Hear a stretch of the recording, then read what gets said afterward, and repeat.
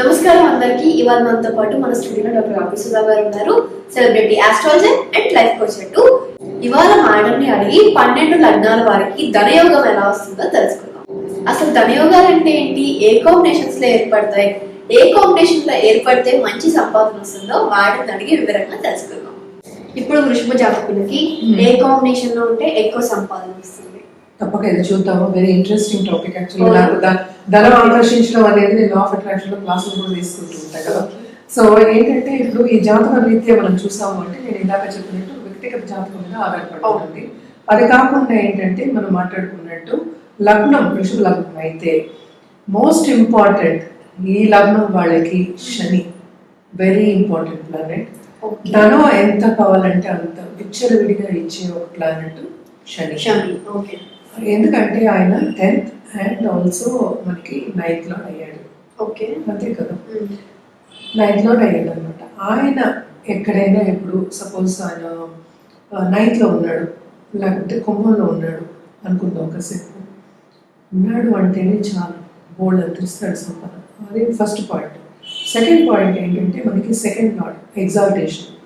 ఇక్కడ మళ్ళీ కేంద్ర కోణాలు ఎవరు సెకండ్ లార్డ్, ఇక్కడ సెకండ్ భావానికి అధిపతి ఎవరు, బుధుడు.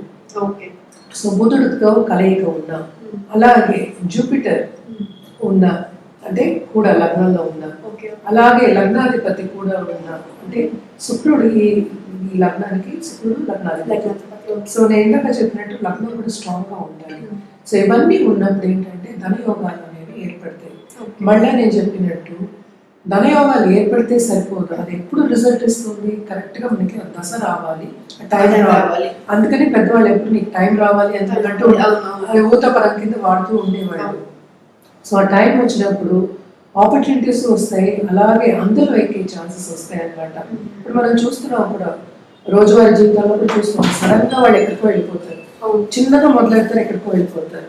ఎందుకని ఇది ఇంపార్టెంట్ గా ఈ లగ్నం వాడికి చెప్తున్నాను అంటే, వీళ్ళు బాగా శ్రమ పడతారు. అలాగే సెకండ్ లార్డ్ ఎవరయ్యారు, మెర్కురీ, బుధుడు అయ్యాడు.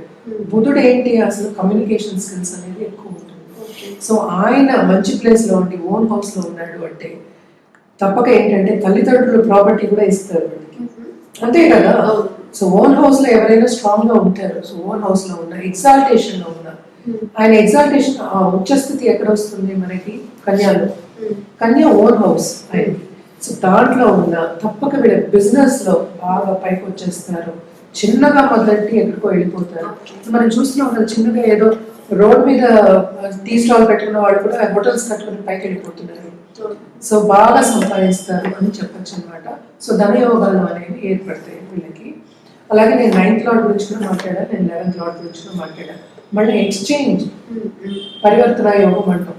సెకండ్ లార్డ్ 9th లో ఉండి 9th లార్డ్ 2nd లో ఉండి, లేకపోతే 11th లార్డ్ తో కలయకుండా మనకి ధనయోగాలు అనేవి ఏర్పడతాయి. సో ఇవన్నీ మన పొజిషన్స్ ఏంటంటే వ్యక్తిగత జాతకం మీదే ఆధారపడి ఉంటాయి అనమాట. ఈ లగ్నం వాళ్ళకి ఎస్పెషల్లీ మనం చెప్పుకోవాలి అంటే 9th lord 11th lord 2nd lord, లేకపోతే 9th and 2nd లార్డ్ కలయిక ఉన్నా కూడా చాలా బాగుంటుంది వీళ్ళకి.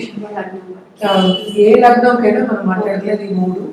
లాభం లార్డ్ లాభం ఓన్ హౌస్ లో ఉన్నాడు అంటే చాలా మంచిది అనమాట, చాలా బాగుంటుంది.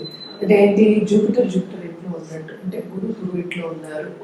సో ఓన్ హౌస్ లో ఉన్న ఎవరింట్లో వాళ్ళు ఉండడం చాలా కష్టం, బయటకు వెళ్ళకుండా ఎట్లా, సో అలా కష్టం అవుతుంది. కానీ ఆ ఓన్ హౌస్ లో ఉన్నప్పుడు ఎందుకంటే ఆ టచ్ అనేది రావాలి.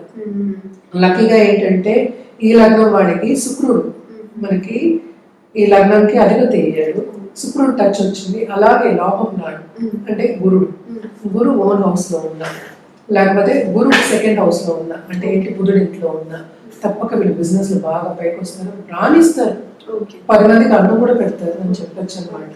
అండ్ ఆల్సో వీళ్ళకి బ్లెస్సింగ్స్ కూడా ఉంటాయి. ఇవన్నీ ఏంటంటే జనరల్ ప్రెడిక్షన్స్, ఎవరిదైనా మన వ్యక్తిగత జాతకం.